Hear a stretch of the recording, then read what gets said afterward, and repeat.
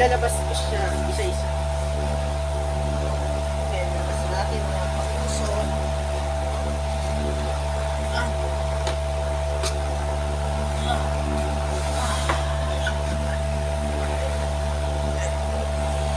Yan, may kasama siyang speaker. Ang laki.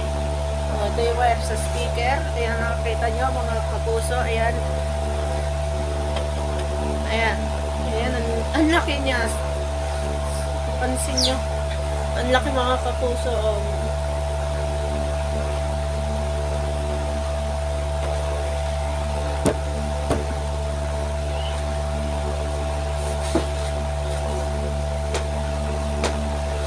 At ito naman yung isa, ang laki din.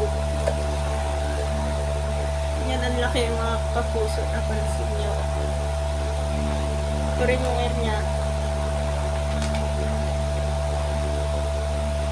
At ito yung harapan.